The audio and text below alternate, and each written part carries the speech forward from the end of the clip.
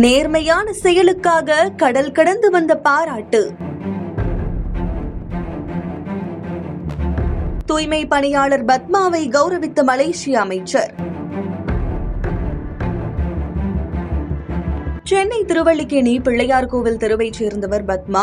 தூய்மை பணியாளரான இவங்க கடந்த ஜனவரி 11ஆம் தேதி டி நகர்ல தூய்மை பணியில் ஈடுபட்டிருந்த போது அங்கே கேட்பாரற்று சாலையில் கிடந்த 45 சவரன் தங்க நகை அடங்கிய பைய கண்டதும் அவற்றை அருகில் இருந்த பாண்டி பஜார் காவல் நிலையத்துல ஒப்படைச்சிருக்காங்க.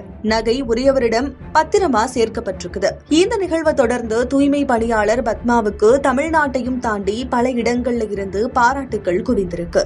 தமிழக முதல்வர் மு.க. ஸ்டாலின் பத்மாவின் நேர்மையை பாராட்டி அவங்களுக்கு 1 லட்சத்திற்கான காசோலையை வழங்கியிருக்காங்க.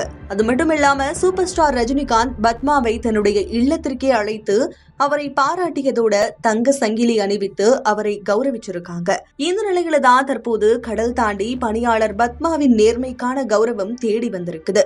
அதாவது மலேசிய சட்டத்துறை துணை அமைச்சரான திரு மு. குலசேகரன் தூய்மை பணியாளர் பத்மாவின் இந்த நேர்மையான செயல் குறித்து கேள்விப்பட்டு தன்னுடைய உதவி அதிகாரியான வடிவுக்கரசி என்பவரை சென்னைக்கு அனுப்பி வைத்து பத்மாவுக்கு தங்க மோதிரம் அணிவித்து கௌரவம் செஞ்சிருக்காரு.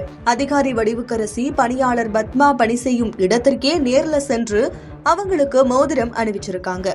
இந்த நிகழ்வின் போது தூய்மை பணியாளர் பத்மாவுடன் மலேசிய சட்டத்துறை துணை அமைச்சர் திரு மு. குலசேகரன் வீடியோ கால்ல பேசி அவங்களுக்கு தன்னுடைய மனப்பூர்வமான பாராட்டுகளை தெரிவிச்சிருக்காரு. இந்த செய்தி குறித்தான உங்களுடைய கருத்துக்களை மறக்காம கீழே கமெண்ட் செக்ஷன்ல சொல்லுங்க.